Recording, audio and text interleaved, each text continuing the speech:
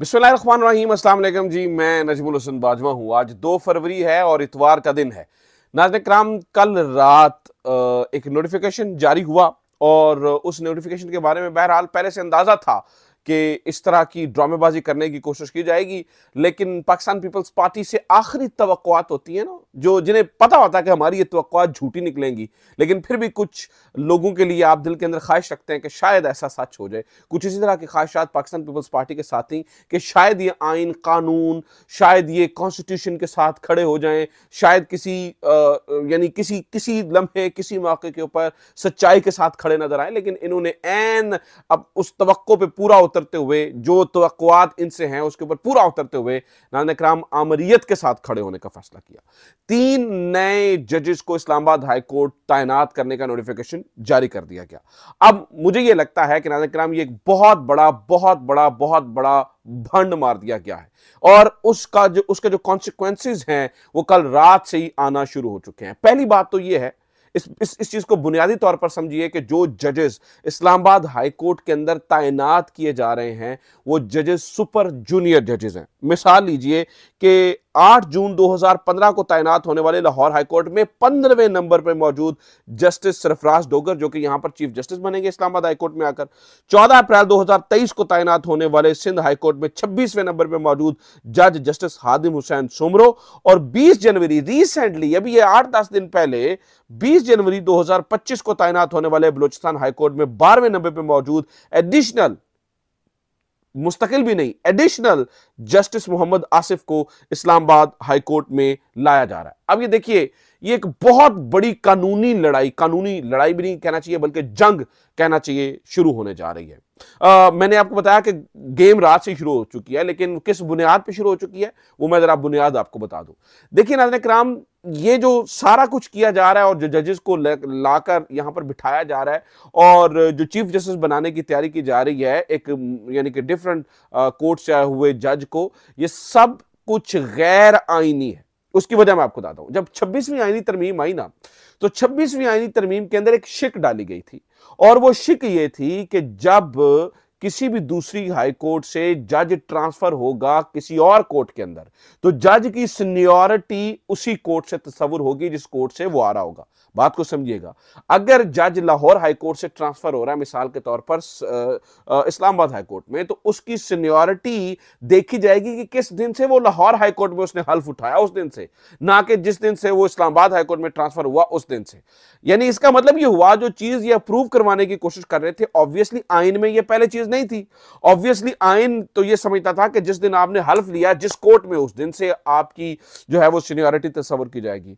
नाज़रीन किराम, अब यहां पर ट्विस्ट ये है कि वो जो शिक 26वीं आईनी तरमीम में थी, जेयूआई खड़ी हो गई, मौलाना फजल रहमान खड़े हो गए और उस वजह से वो शिक पास ही नहीं हुई थी। जब वो शिक पास ही नहीं हुई, तो जब ये इन जजेस को ट्रांसफर किया जा रहा है और ये जज ट्रांसफर होकर इस्लामाबाद हाई कोर्ट में आ रहे हैं, तो फिर इनकी सीनियरिटी वहां के असूल के तहत कैसे हो सकती है? यानी बुनियादी मसला और बुनियादी फड्डा यही है। यही वो बुनियादी नुक्ता था जो 5 जजेस ने अपने खत में सदर पाकिस्तान को लिखा था, और लिखा था कि आप मुल्क के साथ जुल्म और सितम और जबर करने जा रहे हैं, आप ये बहुत बड़ा जुल्म करने जा रहे हैं। लेकिन नाज़रीन किराम, इस बात को नहीं सुना गया, इस बात को पसे पुश्त डाला गया, इस बात को जो है ना वो इग्नोर किया गया और अपनी मन कोर्ट पैकिंग की जा रही है। मनपसंद के जज आ रहे हैं और नंग धड़ंग नंगे होकर सब काम किया जा रहा है, यानी कि बदन पे कोई कपड़े मौजूद नहीं है, नंगे। इस हमाम में सब नंगे हो चुके हैं और इनको कोई अंदाजा नहीं है कि लोग क्या सोचेंगे, लोग क्या कहेंगे, जुडिशरी के बारे में क्या इंप्रेशन जाएगा ना। 15वें नंबर का जूनियर जज आकर इस्लामाबाद हाईकोर्ट का चीफ जस्टिस बन जाएगा। कुल रिपोर्टेड जजमेंट्स की तादाद 59, कुल रिपोर्टेड जजमेंट की तादाद 59, जबकि उसके मुकाबले में जस्टिस मोहसिन अख्तर कियानी की कुल रिपोर्टेड जजमेंट्स की तादाद 161। 59वें, जिस बंदे ने 59 जजमेंट दी वो आकर चीफ जस्टिस बनने जा रहा है। तो ये एक इन्होंने गेम कर, अब ये रात जब नोटिफिकेशन जारी हुआ तो नाज़रीन किराम इसका अब नतीजा क्या निकल रहा है ये जरा सुन लीजिए, क्योंकि दमादम मस्त कलंदर शुरू हो चुका है। कल रात से ही नाज़रीन किराम ये कह दिया गया है, ये इंस्ट्रक्शंस आ गई हैं, ये वकला को बता दिया गया है और वकला के अंदर ये बात को फैला दिया गया है। आज सुबह दोपहर 1-2 बजे के करीब एक मीटिंग होने जा रही है। इस मीटिंग के अंदर वकील तमाम वकला इकट्ठे हो रहे हैं, तमाम एग्जीक्यूटिव बॉडीज के, और ये सारे लोग इकट्ठे हो रहे हैं। बल्कि इस्लामाबाद हाईकोर्ट बार और इस्लामाबाद बार एसोसिएशन कुछ की जानिब से जो है वो तहरीक का ऐलान कर दिया गया है। जिस तहरीक को रोके हुई थी चीजें, जिस तहरीक को यानी कि जो वकला निकल नहीं रहे थे, वकला जो है वो खामोश होकर घरों के अंदर बैठे थे, अब वो वकला नाज़रीन किराम निकले और उन्होंने ये कह दिया है कि जनाब हम ये जो है ना वो ज्यादती नहीं होने देंगे। देखिए नाज़रीन किराम, जज खड़े हो गए, वकील खड़े हो गए, और कल रात से जो वकला तंजीमों ने रिएक्शन दिया है वो मुझे लगता है कि पिछले कुछ अरसे से अगर हम ये देखें तो अनप्रेसिडेंटेड है, यानी कि इससे पहले हमने नहीं देखा है। बहुत ही गैर मामूली किस्म का रिएक्शन जो है वो वकला की जानिब से दे दिया गया है।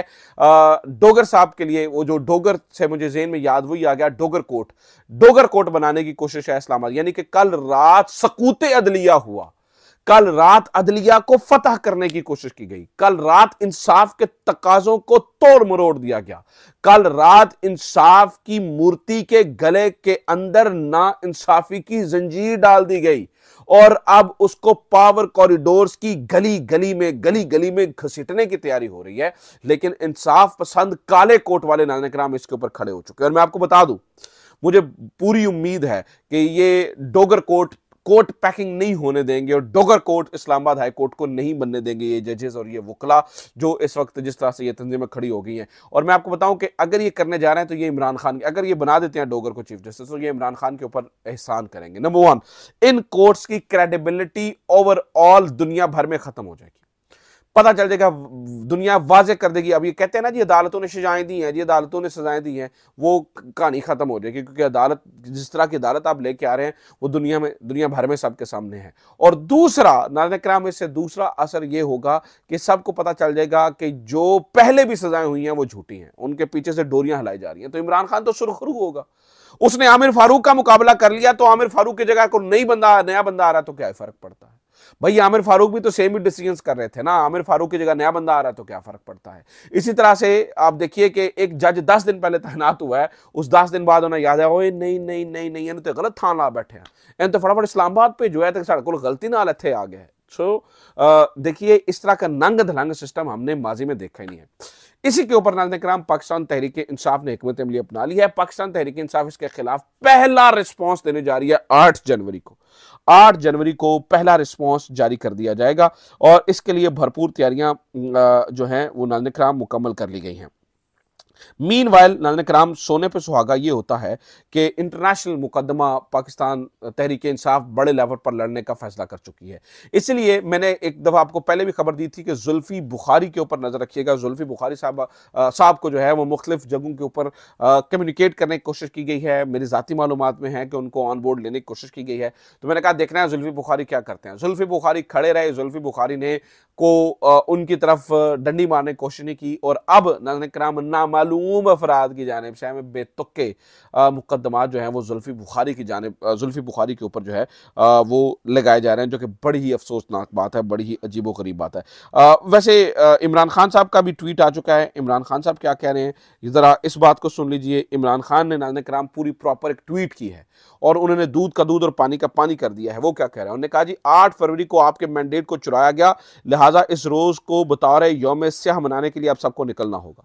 किसानों, मजदूरों, वकला और मुल्क के हर मकतबा फिक्र से मुंसलिक अफराद को 8 फरवरी को निकलकर अपने हक पर डाले गए नंगे डाके के खिलाफ एहतजाज करना होगा, क्योंकि गुलाम कौम का कोई मुस्तकबिल नहीं होता और गुलामी से निजात के लिए जदोजहद जरूरी होती है। 8 फरवरी को इस कौम का मैंडेट चुरा कर मुल्क को अंधेरों में धकेला गया। पाकिस्तानी कौम ने तमाम तर मुश्किलात के बावजूद जौक दर जौक निकलकर तहरीक इंसाफ के हक में वोट डाला, मगर आपके वोट को पैरों तले रोंद कर जमहूरियत पर शब खून मारा गया। इमरान खान ने इस ट्वीट के अंदर बहुत अहम तरीन बातें की हैं। मैं पूरा ट्वीट आपके सामने पढ़ के सुनाता हूं। उन्हें यह भी कहा कि मुल्क में जमहूरियत के हाथ पांव बांध कर इंसानी हकूक की धज्जियां बिखेर दी गई हैं। ओवरसीज पाकिस्तानी जमहूरियत की बहाली तक तरसीलात ज़र में कमी लाकर अपना एहतजाज रिकॉर्ड करवाएं। इमरान खान बार बार ओवरसीज पाकिस्तानियों की बात कर रहे हैं, क्योंकि overseas Pakistanis have the authority, वो इस पूरे निज़ाम को अपने सामने झुका सकते हैं। जमहूरियत बचाने के लिए इंसाफ नागुज़ीर है। 9 मई और 26 नवंबर के वाक़यात पर जुडिशल कमीशन का हमारा मुतालबा इसलिए है ताकि इन वाक़यात के मुतासिर अफराद और ख़ानदानों को इंसाफ मिल सके। इंसाफ देने के लिए इख़लाक़ी जुर्रत का होना अहम है। जहाँ इख़लाक़ी क़ुव्वत मौजूद होगी वहाँ इंसाफ भी होगा। एक हकीकी लीडर में और इख़लाक़ी क़ुव्वत मौजूद होती है। जमहूरियत की बुनियादी अखलाकियात पर है। मौजूदा हुकूमत अखलाकियात से बिल्कुल आरी है क्योंकि इन्होंने अपने हैंडलर्स के साथ मिलकर तारीख का सबसे बड़ा डाका मारकर अवाम को से इनके नुमाइंदगान चुनने के हक को महरूम किया है। इस डाके की पर्दापोशी के लिए मुसलसल जाली और नामुकम्मल पार्लियामान के जरिए कानून साजी की जा रही है। खुफिया इदारों का असल काम सरहदों का तहफ़्फ़ुज़ और दहशतगर्दी से बचाव है। अगर वो पॉलिटिकल इंजीनियरिंग और तहरीक इंसाफ को तोड़ने में लगे रहेंगे तो सरहदों का तहफ़्फ़ुज़ कौन करेगा? बलूचिस्तान में दहशतगर्दी पनप रही है और वहाँ के मसले का कोई सियासी हल नहीं है। बलूचिस्तान समेत मुल्क भर में जब तक अवामी एतमाद पर मुश्तमिल हुकूमत नहीं आएगी इस्तेहकाम मुमकिन नहीं होगा। इसी लाइन में सारा कुछ है कि जब तक अवामी उमंगों के ऊपर, जब तक अवाम की मर्जी से अवाम के नुमाइंदे नहीं आएंगे इस्तेहकाम हो ही नहीं सकता। और नाज़रीन वो देखिए क्या हुआ है। आज मुझे पता चला है 18 जवान, हमारे 18 जवान शहीद हुए हैं। 18 घरों में जनाजे उठे हैं। 18 लोगों के घरों के अंदर नाज़रीन किराम इस वक्त क़यामत सुग़रा का मंजर है। तो मुझे ये बताइए कि उन्होंने जाने वो किस लिए इस वतन के लिए कुर्बान कर रहे हैं ना, तो इस वतन के को आँच ना आए इसलिए ये सारी चीज़ें जो है वो नाज़रीन किराम की जा रही हैं।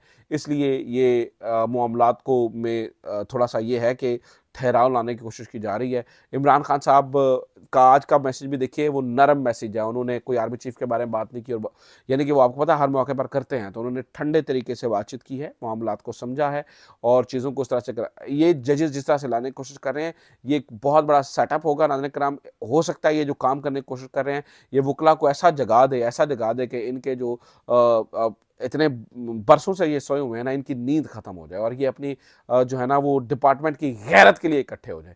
अदरवाइज ये भी डिस्क्रेडिट हो रहे हैं, ये भी और मजीद डिस्क्रेडिट हो जाएंगे, फ़र्क को नहीं पड़ेगा। लेकिन इमरान खान तमाम लोगों को ग्रेस पीरियड दे रहा है, तमाम लोगों को ग्रेस पीरियड है।